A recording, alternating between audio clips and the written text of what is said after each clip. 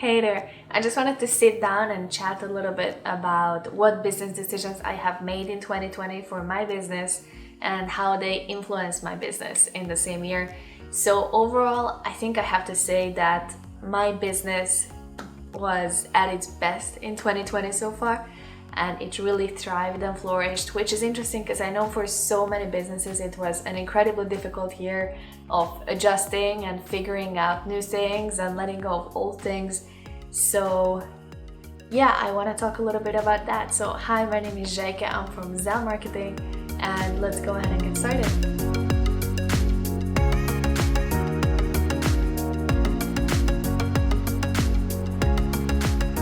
So to give you a little bit of a background, I am a digital marketing strategist and I work with small businesses and I help them to scale and I help them to increase their revenue and get more clients, sell the product or service that they're offering, and I help with overall strategy. And I tend to take on clients either for smaller projects that usually last from a few days to a few weeks, or I take them on for preferably on an ongoing basis. So that would be a month-to-month basis where we have ongoing consultation and reporting and showcasing results. And in these cases, I'm usually very, very involved in both the marketing strategy and the execution of that. And that's an ongoing process, obviously. So I think this is all the background you need, and it's actually a really crazy story how I got into it. And if you are interested in that story itself, then tell me in the comments below, because it's not really something I have shared yet. But yeah, right now I do want to talk more about 2020 and how that has shaped my business. And in the beginning, I relied heavily on personal connections because I had been working with some agencies before where I was an account manager. And then I moved away and I started working on my own without the support of an agency and without the support of having a salesperson on the team who makes sure that there are clients for the agencies. And all of a sudden I was the salesperson and I was the accountant and I was the content creator and I was also the strategist and the executor all in one. It was like I converted to a one-person agency. Obviously, it's slightly different types of jobs that I can do for clients on my own because I don't have a whole team supporting me. So the nature of the relationship is also slightly different. But as time went by, it was more difficult to create these new connections with clients. And obviously, I didn't have the agency background. I was basically traveling full-time and working remotely from wherever and traveling a lot. So I didn't really have a home base either. So also because of that, my clients are from anywhere and everywhere in the world. Most of them are in Europe. I also have some in Central America. I worked with a client from Colombia. So in this sense, it's also difficult to kind of establish a base where I would, or to form a funnel, how I would get clients. And in the beginning, it wasn't a concern because I had so many things to figure out. But as I eased more into the business itself, I was able to take on more clients. And then after a while, I hear crickets and there's no new leads.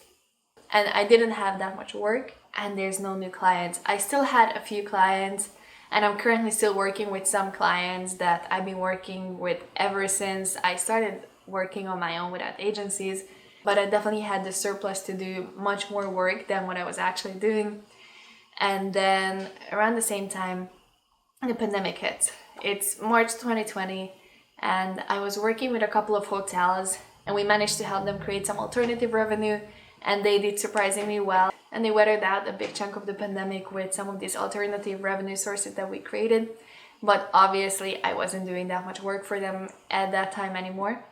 And there were also a couple other clients who just straight up canceled. They said, nope, these are too uncertain times. We cannot invest in marketing right now. Overall, marketing shouldn't be the first thing you cut off when things are harder. I know it's the first instinct for many people, but it's not the best idea. Just a quick disclaimer, I think this is too broad of a topic to discuss right now, but it should not be the first thing you cut off. Getting back to the topic, we're in March 2020. And all of a sudden I had this free time, and I don't know how it was for the first few months. For me, pretty much like half of March, April and May, I spent just figuring out what's going on in the world. And I I took it easy. I took it easy. This was the time when kind of everything froze and we all thought that it's only gonna be a few weeks. So I was kind of waiting for things to get back to normal a little bit. And also I felt like there's not a lot I can do. But I was growing more uneasy and maybe a little bored as well. And I wanted to work. I needed the challenge. I needed the excitement of new clients. I needed a project. I needed to do something. And then I thought about creating this YouTube channel. And I had the idea, and I think I had it for probably a couple months. The thought of making a YouTube channel made me really uncomfortable. Just, I never considered myself the kind of person who would appear in front of a camera, and it felt so unnatural. And if you go back to my first video, which was actually not that long ago, you can kind of see that I didn't really have a camera. I definitely didn't have a microphone. My videos in the beginning are super quiet. I didn't really have a great video editing program. So there were a lot of things overall that I just didn't have. I didn't know how to do. But actually one of the most encouraging things that I heard was that, listen, your first few videos, or maybe the first few dozen, who knows, they're gonna suck anyway. They're gonna be bad no matter what. No matter how long you wait until your first video to go live, it's still not gonna be your best work. And I realized I needed this practice to get better. And personally, I feel like it's always my next video that's gonna be the best one. I'm improving every single time I'm putting a video out there.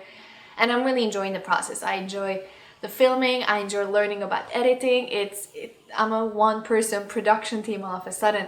But yeah, I don't really want to talk about YouTubing per se, but I wanted to talk about how YouTubing influenced my business. And I don't know how many subscribers or likes or views I have whenever you're watching this video. But right now I'm only at like a little over 300 subscribers. But I've been getting very constant views on my channel. And honestly, it has really helped me to establish even a small viewing base. Since I published my first video, I think it was June 2020 or July 2020, I'm not exactly sure. That has been my biggest source of leads for my business ever since. So what I'm doing is my YouTube channel and all my description boxes and my about section, they all have a link to my website. And on my website, you can find out a little bit more about me and my work. It's also fairly vague, which is partially intentional.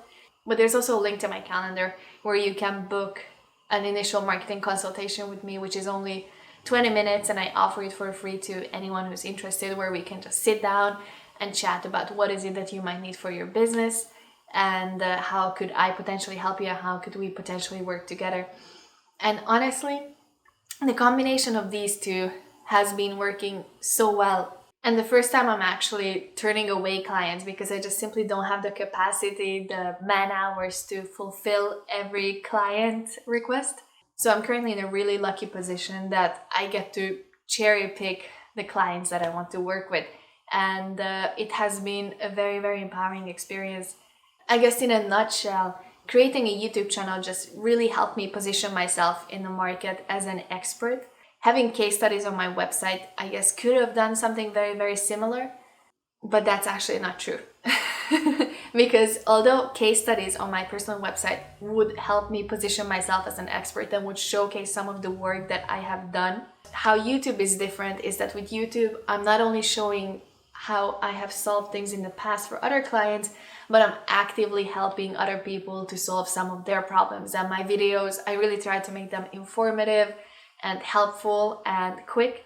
So if people have any quick problems that they want to solve and I know the solution, I put it in a few minute video, I put it out there, and people seems like they have been finding this helpful. Obviously many times it does happen that they realize that this was not the only marketing problem they have, and because I helped them and I showed them a solution that actually worked for them, they are much more likely to get in touch with me because they or you already feel like you know me and you trust my expertise, and it's kind of a natural funnel to get in touch with me and see how we can work together. So YouTube overall has been a super helpful tool to network online and get more clients, and also honestly to help people. And it's super heartwarming for me to see when people comment on one of my videos that, hey, thank you, this solved one of my problems that I've been struggling with. I was banging my head on the wall, and now thanks to you, I know what to do about it, and this is a great feeling.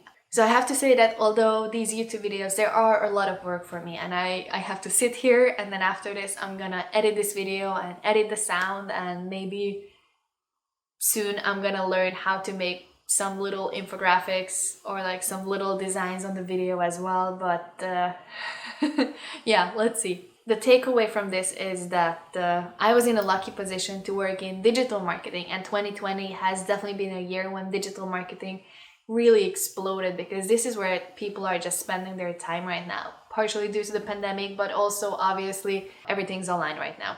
And online marketing is also so much cheaper than having Super Bowl ads or whatever else, or television ads in general. I don't need to list all the reasons why digital marketing is so popular. Part of the reason why my business did so well in 2020 is because the specific profession I am in. So I'm sure that if I was a hotel owner and I started making YouTube videos about it in 2020, my business still probably wouldn't have been doing this well. So I am very grateful for my profession, and I'm very grateful for all the clients I have, and also very grateful for you to watch my content and give me a thumbs up or subscribe to my channel. So thank you for that. I really do appreciate it. So overall, I know that this was a very different style video than what I usually make, but I do hope that you enjoyed it and you had some sort of takeaway from it. And let me know in the comments if you are interested in why or how I left the agency world and became a one-man agency. It's a fun story, but I'm not sure if it's quite fitting for my channel, so I might wait with that a little bit. But other than that, I hope you enjoyed this video. I will see you next week, and I hope you have a beautiful day.